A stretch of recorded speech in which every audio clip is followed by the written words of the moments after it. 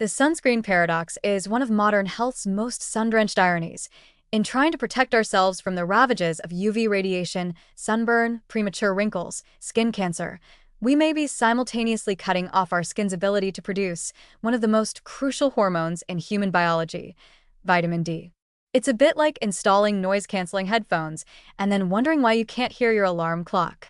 The question is deceptively simple: can sunscreen block vitamin D synthesis? But the answer, as with most things in dermatology, is a well-lotioned yes, but. Let's start with the mechanism. Vitamin D synthesis begins when ultraviolet B, UVB, rays from sunlight penetrate the skin and interact with a cholesterol derivative called 7-dehydrocholesterol.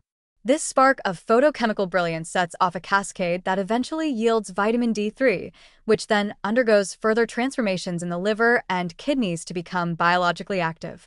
But here's the catch. UVB is the same radiation responsible for sunburns and much of the DNA damage that leads to skin cancer. Enter sunscreen. High SPF sun protection factor. Sunscreens are designed to block or scatter UVB rays, and they're quite good at it, at least on paper. A sunscreen with SPF 30 filters out approximately 97% of UVB radiation when applied correctly, and SPF 50 blocks about 98%. That sounds fantastic if your goal is preventing melanoma, but if you're also trying to manufacture vitamin D in your epidermis, you might have just shut down the factory. In theory, a properly applied high SPF sunscreen could reduce vitamin D production in the skin by over 90%. But here's where things get both interesting and refreshingly human. People rarely, if ever, use sunscreen the way manufacturers or dermatologists intend. Most of us underapply it, forget to reapply, miss spots, or apply it only after we're already outdoors. Studies have shown that the average person uses only about 1/4 to half the recommended amount. And that's assuming they're using sunscreen at all. Surveys suggest many people skip it entirely unless they're at the beach or visibly frying. Because of this imperfect application, a fair amount of UVB still gets through, even with sunscreen on. Multiple observational studies have found that people who regularly use sunscreen don't seem to have significantly lower vitamin D levels than those who don't. This has led to some scientific hand-waving and raised eyebrows from both sides of the debate. The dermatology world is quick to remind us that preventing skin cancer takes precedence, while endocrinologists and public health researchers argue for a more balanced approach, especially for individuals at risk of deficiency. So, what's the practical middle ground between protection and sufficiency?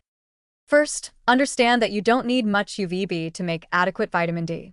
For most light to medium-skinned individuals, exposing the face, arms, and hands to midday sun for about 10 to 30 minutes a few times a week, without sunscreen, is typically enough, especially in spring and summer.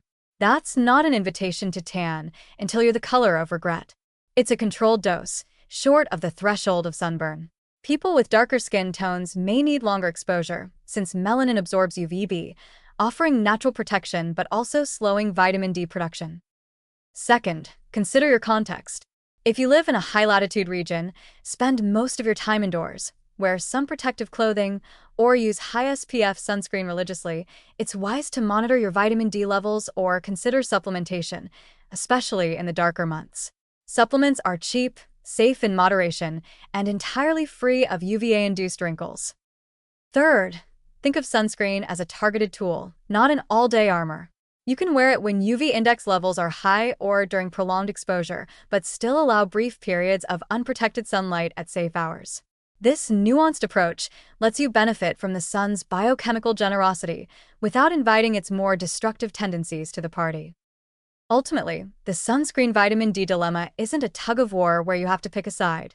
It's more like adjusting the volume on two competing radio stations, skin cancer prevention on one frequency, vitamin D synthesis on the other. With a bit of awareness, timing, and maybe a blood test or two, you can tune them both just right. Because the goal isn't to live in fear of the sun, or to bask in it with reckless abandon, but to live with the kind of light that keeps you thriving, not smoldering.